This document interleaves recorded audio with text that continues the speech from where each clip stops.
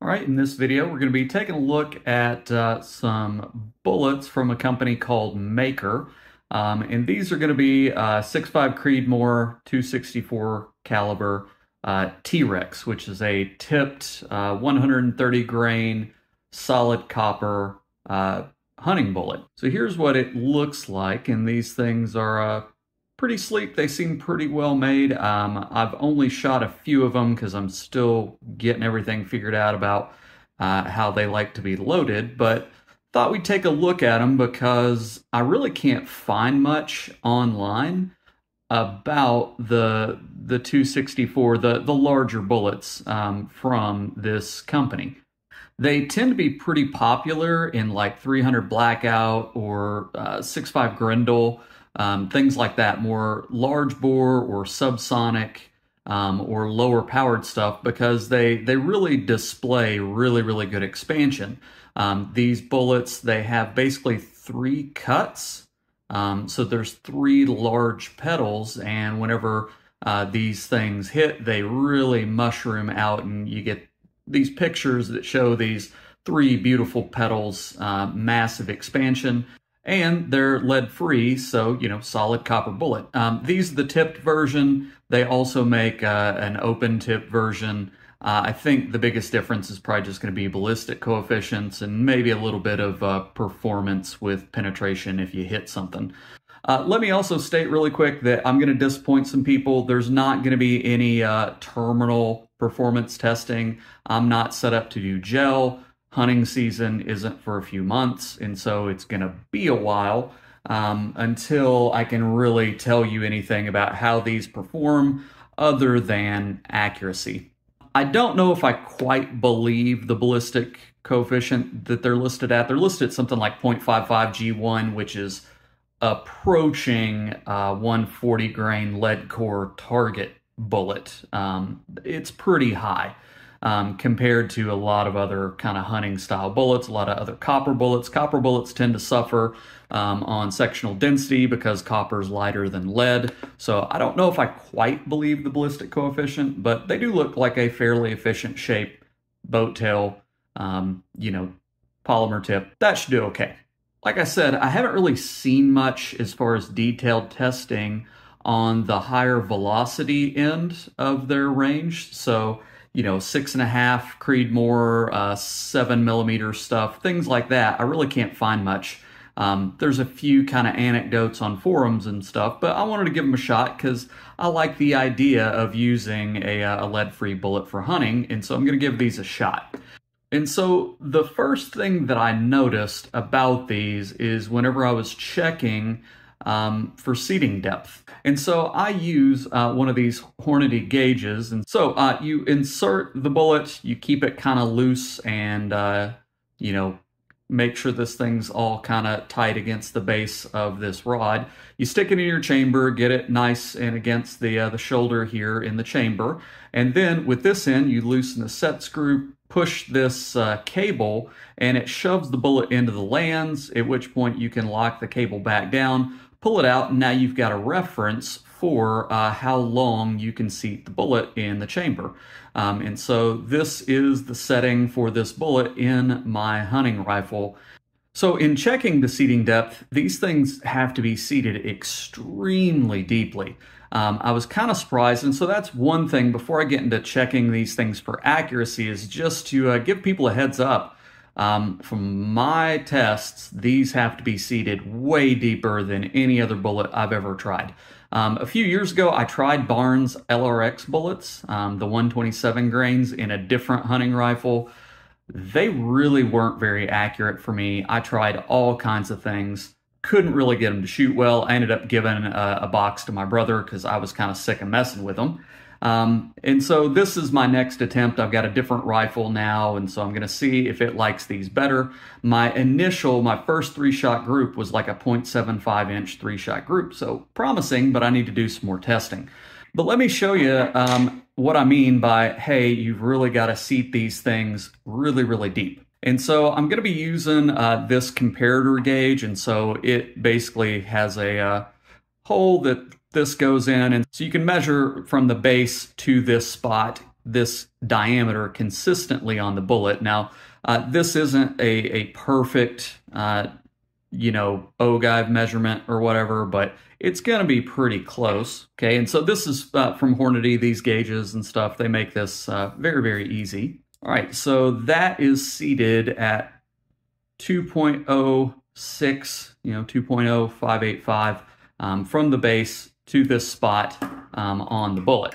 Just to show you on my my test, this is to the lands of my gun. So this is basically jammed into the lands but not sticking. You can see that it's about 2.065, right? So these that I have over here loaded up, these are going to be pretty much into the land. So this is as long as I can seat this bullet. Now don't worry, I've got a few others to test different seating depths.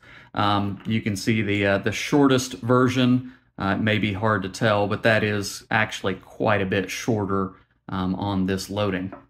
All right, so let me show you what I mean when I say this thing is seated deep. So with my rifles, I've got a couple other, now these are dummy rounds, these aren't loaded at all, there's no powder, there's no primer. So this one's using a 140 grain ELD match. Got the box right here. And you can see what I mean when I say these things have to be seated deep. I mean, they are seated deep in there. And you might be thinking, oh, well, maybe this bullet's a lot shorter. Well, let me show you.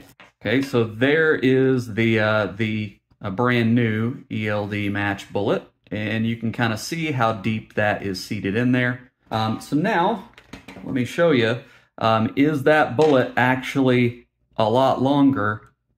Actually the opposite. This is a longer bullet than a 140 grain ELD match bullet. So look at how deep that bullet ends up seated into that case. So this is what I'm trying to point out, that you really need to be careful if you try these bullets. You want to probably pull your loads down to make sure you don't run into pressure problems. It's something to do with the shape of the bullet. Basically, there's a big diameter forward, so the tip must be a little blunter. And that basically means that the bullet has to be seated deeper in the case because of that. And yeah, this is a really slick target bullet. Well, let me show you a comparable hunting bullet. So this, again, dummy load. This is a 140 grain gold dot bullet. Really great hunting round, by the way. These are kind of interesting little boat tail design, but these are a bonded bullet. If you've never seen the gel tests on these are crazy good. If you like a bonded bullet, this is what I've been using the past couple years. So again, there is my load, and you can see this is a 140 grain bullet. This is a 130. It's just the difference between lead and copper. These bullets are very, very long. You know, they are designed to be slick. I'm trying to keep these things from rolling. They are designed to really slip through the air. So they're long, they're long bullets. But I mean, you start looking at how deep that bullet's being seated, and it's a massive difference. How big? So based on my measurements, this bullet's being seated around 200 thousandths, so 0.2 inches deeper. That is massive. And so I can do a quick little test to show you that, right? So here's the ELD. This is that 140 ELD. And how long is the bullet to that fixed diameter? You can see it's about 0.74. Here's the that gold dot. It's a little shorter, 0.69. Well, here's this one, 0.89, right? So a full, 0.15 inches longer than the Hornady ELD match, right? So you have to seat these things really, really deep. Compared to my older hunting bullets, again, more like 0.2 inches, 0.89 to 0.69, so a full 1/5 of an inch. That thing's got to be seated deeper. So that's going to be interesting. I did pull the loads back some because, again, I don't want to get into pressure problems. The reason why I've only shot one group is because those things were screaming. They were shooting like 2850. And I just realized I probably just had those things loaded way too hot, and I was seeing some puckering on the primers, and so I came home and I pulled down all those loads and reloaded with a lighter charge. So I'm going to work from there.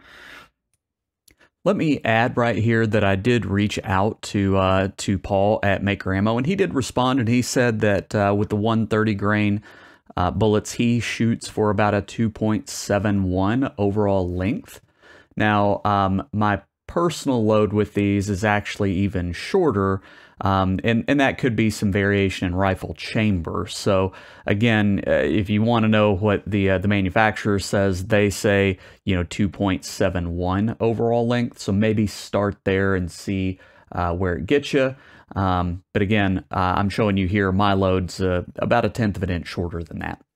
So with that information out there that, hey, you do want to really be careful watching seating depth on these, I'm going to go out to the range and I'm going to shoot 4 different test loads with this and see if I can figure out anything on accuracy and give you some feedback there. Again, I can't really tell you anything about terminal performance yet. Maybe I'll do an update this fall if these things turn out to shoot well. I'll take them hunting and see how they do. But yeah, let me go shoot some of these and I'll come back and we'll look at some groups. Okay, so with these 5 groups, we can kind of see that, I didn't do great on this shooting outing. So let me first explain, why it's not my fault and why I'm definitely a better shooter than this. Look, it's been really, really hot, and the day I was out here shooting, it was rather miserable, and frankly, I just had a really hard time concentrating. But what I found was that these bullets shot okay, but not great. My first group was a 1.75, which is not great. And I'm just shooting 3-shot groups here because, again, this is kind of low development, and it's a hunting rifle.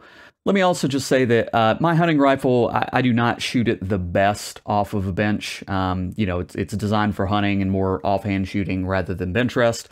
But I do typically just shoot 3-shot groups with it because I rarely get more than 1 shot when I'm hunting. But yeah, that first group, 1.75, and these are all different seating depths. I really didn't find that seating depth mattered that much with these bullets. My second group was right at 1 inch, and I felt pretty good about that.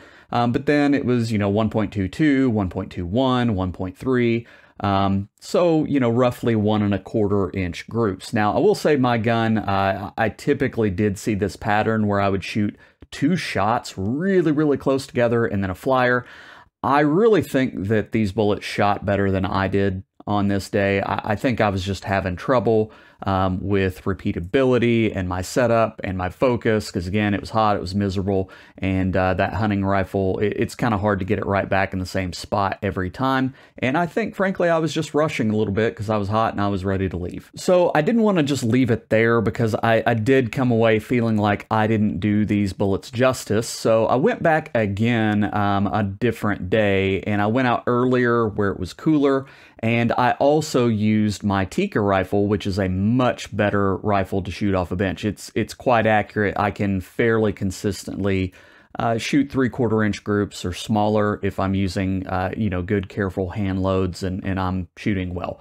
And so I shot a 5-shot group with the Tika, and this is it. You can see it grouped under 1 inch with all 5 shots, and it looks like there's 4 holes because it put 2 of them through the same hole.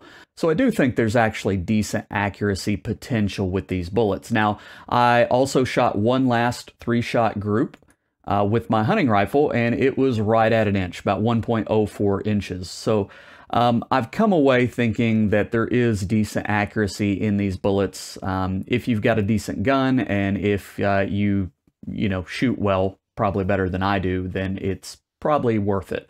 And so I decided that I am actually going to give these bullets a run this fall. And so I, using this group, zeroed my scope, and I fired one more confirmation shot. And here it is. You can see, that's within 1/4 inch of dead bullseye. And so, when you're hunting, you only get 1 shot. And to me, this tells me I think I can trust these bullets. I'm not making a claim that these are, sub-minute bullets, but they definitely seem to have accuracy potential.